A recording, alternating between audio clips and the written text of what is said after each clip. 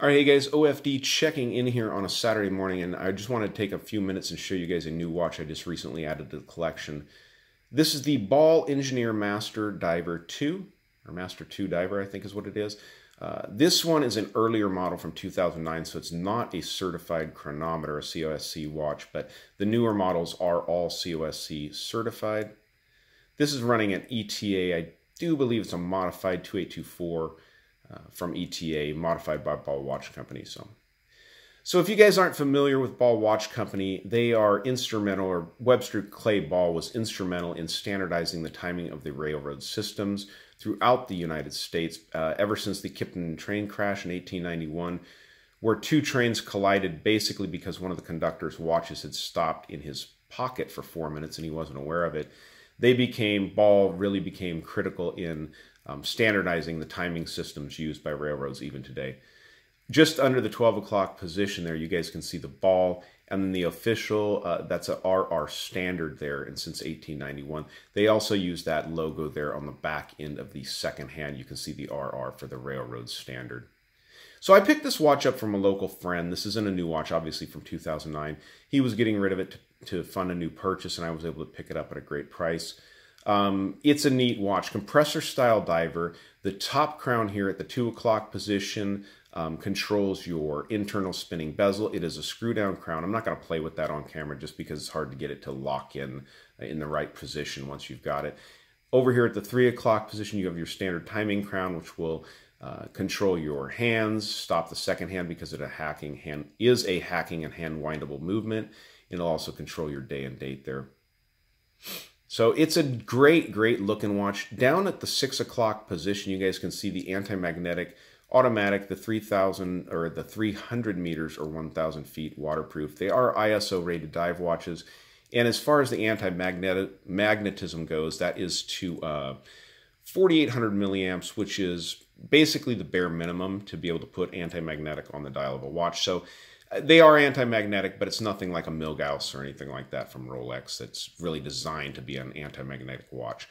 So really nice dial layout here. I know the newer ones, they've changed some of the dial layout on them, so you go check those out at the website if you're interested in one of these watches.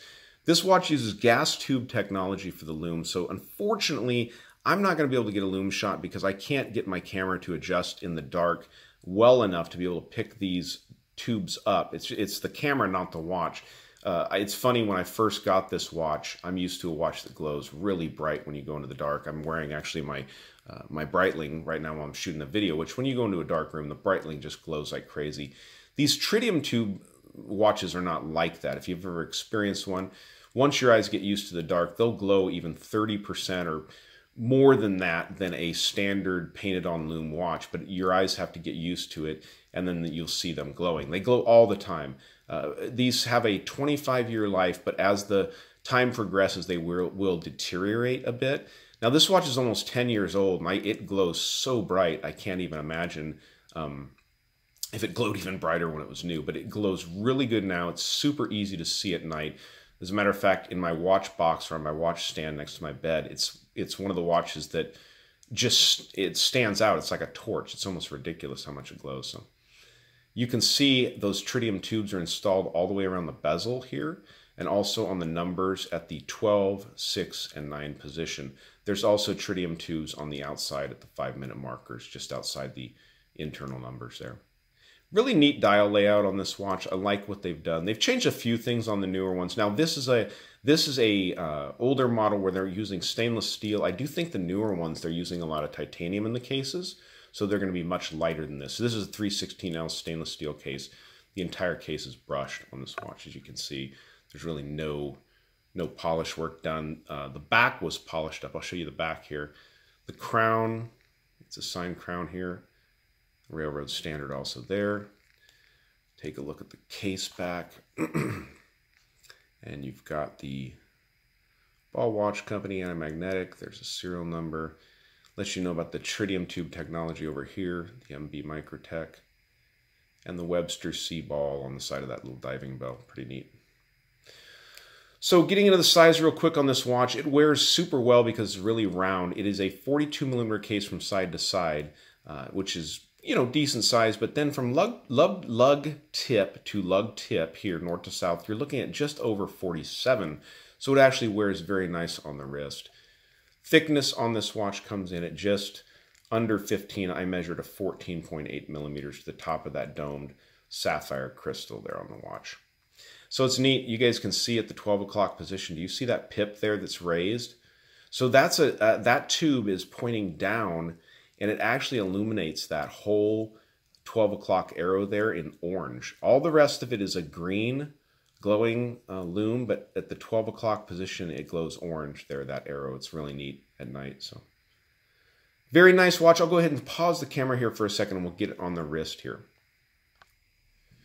All right, so there's the watch on my 7-inch wrist. It wears very nicely. Like I said, this is an aftermarket strap. I do have the factory strap, all the paperwork, the cards, and everything that came with this watch.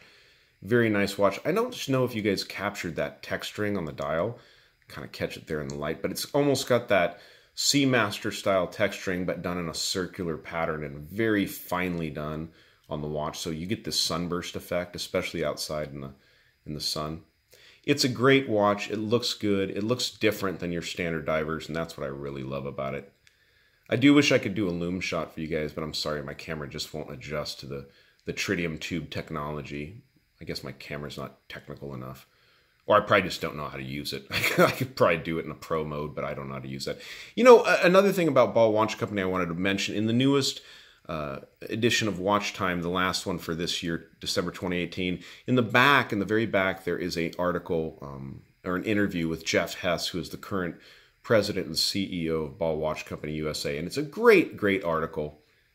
Definitely to say check that out. If you guys don't have a subscription to the magazine, you can pick these up at a Barnes & Noble. And really good reading, really good stuff. So, all right, guys, that is my quick kind of overview of my new watch in the collection, the Ball Engineer Master 2 Diver from Ball Watch Company. Great watch company with a lot of heritage, very pristine, rich history. So, all right, guys, that's it. If you like the video, give me a thumbs up down there at the bottom. And if you've not subscribed to the OFD channel yet, please do. Please do. Thanks, guys.